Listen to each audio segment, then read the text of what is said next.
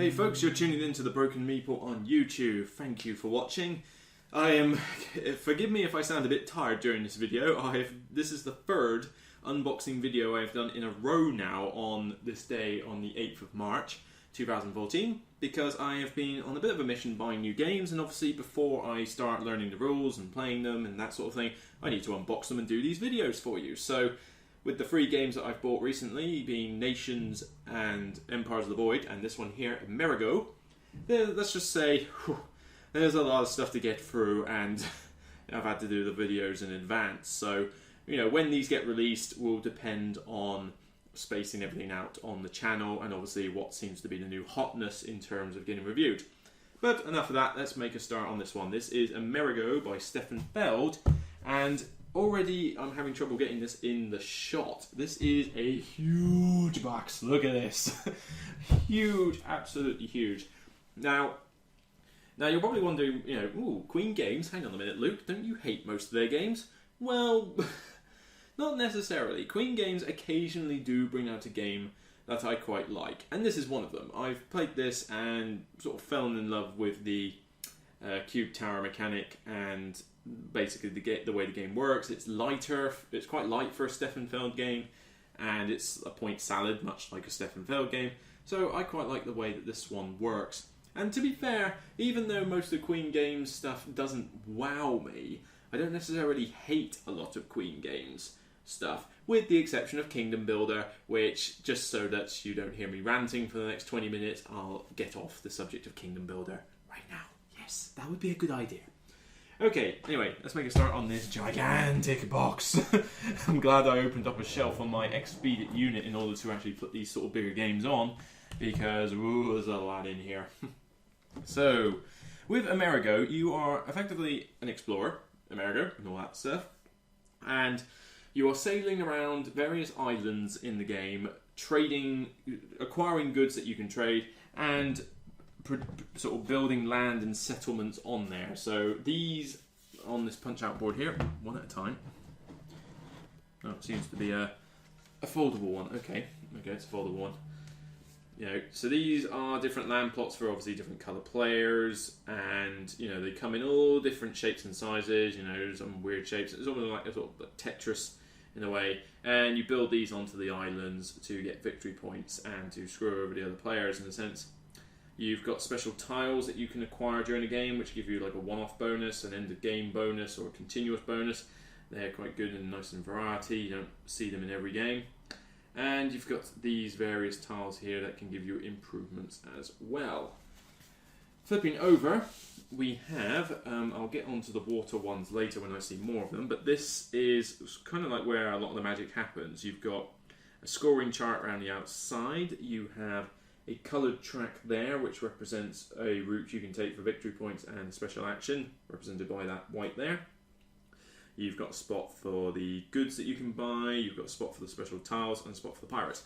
But this wheel is, well, this wheel shape anyway, is where a lot of the magic tends to happen. You've got different actions represented like sailing, take cannons, plan for, like, acquire those tiles that I showed you with all the different Tetris land bits. You've got this one, which is a separate track for like sort of engineering, special tiles, that kind of thing. You've got building, so actually putting the land on there. You've got a commerce money one, so you can get these goods for trading later that give you more points. And you've got the track down here, which can get you more of those particular actions as well as more victory points. And here you go, more victory points, and 0 to 50, trust me, it's not too difficult to get above 50. But nice and colourful, not talking CGI artwork, but we're certainly talking, you know, it's a very colourful game, I'll give it that. Now, these look like, ooh, one or two seem to have fallen out already, various goods, but the rest of the boards I'm expecting are probably going to be the same, and it does look like that's the case. You've got your own little player board, which shows spots for each of the goods that you can get, which I think is, I'm not sure exactly what each of these are. I think you've got like tobacco, you've got spices, you've got coconut, you've got coffee, that kind of thing. I think when I played this, I was calling, oh, that was coffee, that was coconut, I called those twiglets, I called that tobacco leaves, and I called that marshmallows, just for a laugh. But and I know the rulebook has the proper names for what they are, but that was what I was calling them to begin with. The board is going to be set up in a huge grid of these different water tiles. Now, as you can see, the water tiles is where you sail your little ships, which I'll probably get onto later. You've got the goods that you can acquire by building your land over there, and then you've got the bits that your ships have to get to in order to build your settlement on the island. But you're effectively going to have these water bits around the outside, but you're also going to have lots of different shaped islands, and this layout is going to change depending on how many players there are, and basically every game anyway, because of the way that you arrange it. So there's a lot of variety in that sense of the game. It seems a few of the tobacco leaves have come out and gone walkies, so we'll try not to punch out anything else. But yeah, effectively these are pretty much the same across the board for all of those. Okay, so looking at the rule books. The insert is quite nice for this game actually. There's sort of cubby holes for everything that you need. And, this is why this is a big box. It's kind of needed mainly because of that cube tower. Now, this is a little niggle, but I do hate it when they put multiple languages in the same box, but I guess it's cheaper for them to market the game, so we won't be needing that. Sorry, whichever country that is. Good question. What is that? Is that Netherlands? I'm not entirely sure. Sorry, France. We don't need you. Sorry, Germany. We don't need you. So there we go. English / America. Rulebook's actually looks relatively clear. I mean, it's very colourful. There's diagrams for everything. Everything's got a diagram, so it looks like it's quite easy to learn. And to be fair, he was able to teach it to me quite easily. So, you've got islands set up for 2 players, 3 players, 4 players. You've got how it would look. You've got the details of that. So, yeah, there you go. Progress, pirate, action circuit, storage spaces, the special action track, that kind of thing. But then you've got what the different cubes mean. So move ships, load cannons. And then it goes into detail as to which colour action does. This is a very nice rulebook, and it's not even that thick. This is an easy game to pick up and play. It just looks a bit overwhelming from all the components. But trust me, it's really not that bad. It is a bit of a shame that I am going to have to discard these components though, but I can only read so many languages, so I'm afraid they will just have to go in the bin. A moment of silence for game components. I'll get onto that in a second. And again, more bags. Everyone's doing it. When did this happen? I swear, the first few games I bought, this didn't happen. I think like Agricola was the only thing I bought where this sort of thing happened. But now every game, reprint. I think it must be like a reprint thing, or just modern games are coming out with all these bags now. Fantastic, but seriously, I have too many bags. This is getting ridiculous. Little tokens.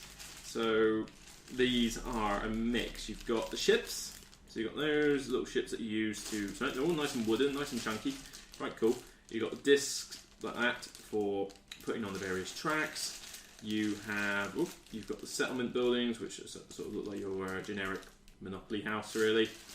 And you've got all the little cubes of different colours. Now, this is a cube game, but not quite as you think. You're not pushing cubes along tracks. Instead, this is where things are going to get interesting. You have a cube tower. There you go. Cube tower like this. It looks like it's already been mostly ready-made, but we're gonna. Oh no, there seems to be. I know there's something missing out of it. Cause there's usually a drawbridge, but I wonder if that was on one of these charts here. Let me have a look. It's not on that one. Not on that one there.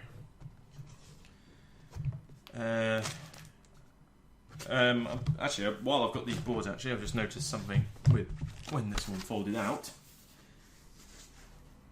If I go to the back of this, you can see that one thing with these land tiles is that they will have on the back what victory points they're worth, depending on where you build it and how much it costs in cube actions to build and acquire them. So they all have the information on the tile themselves.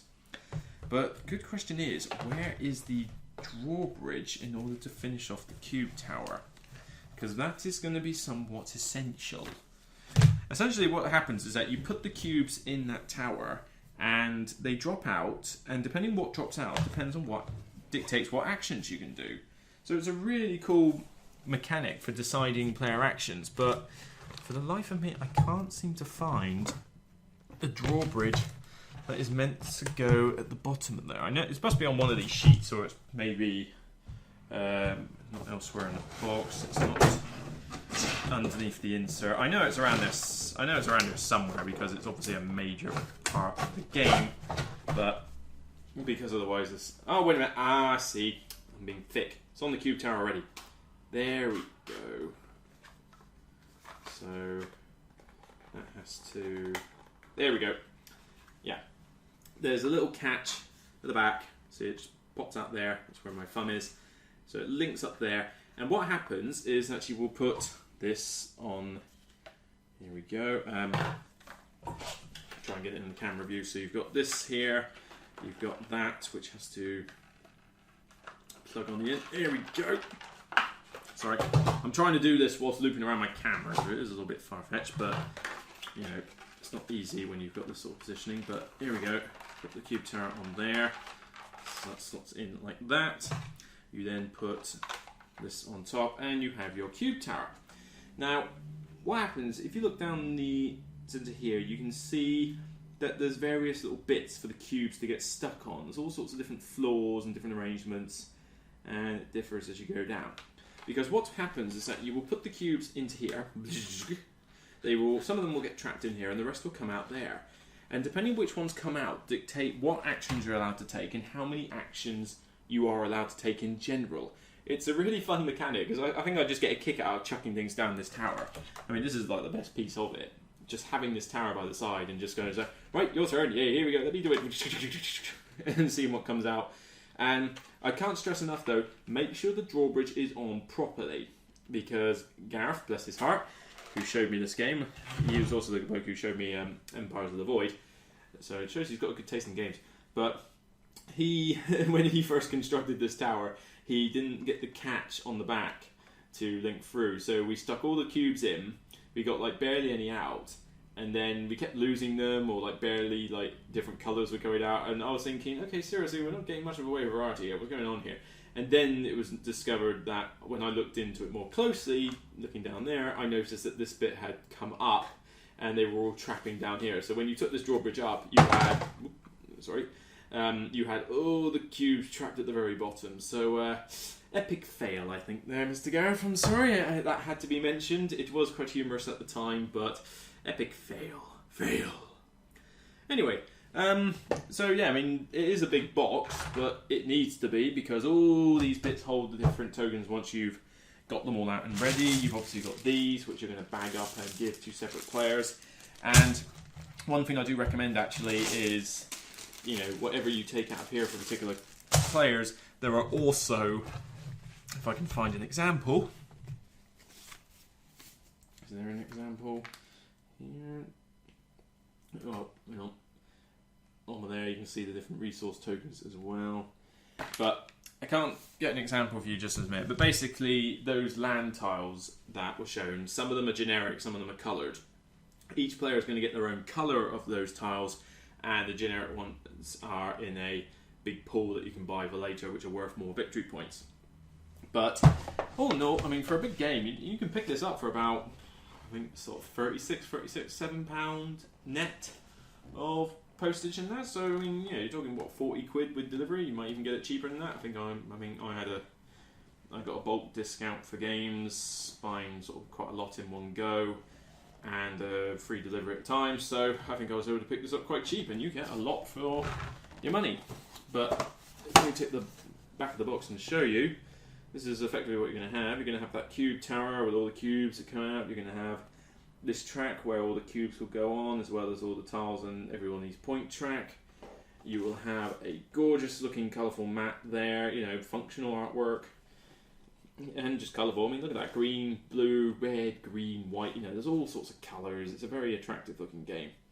But you're going to have this big map set up, which all your ships can sail around, settle on islands. The layout's going to be different every game because this is modular.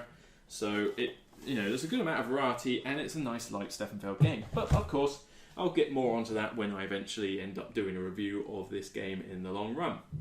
So that's my unboxing video for Amerigo by Stefan Feld. It's a big box. You're certainly getting your money's worth in this game.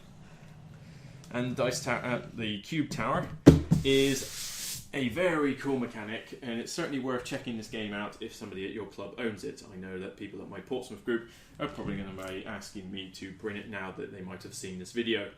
So that's it for me. I am done with unboxing videos for the day. I'm going to go for a rest. Well, I say a rest, I'm going to go to the gym. So I'm going to work my body, but ease my mind, I think. It's had a bit of a trek this morning, doing 3 separate unboxing videos. So anyway, that's enough me moaning about myself. That's Amerigo by Stefan Feld. Thank you for tuning into this unboxing video, and I will see you the next time. Take care.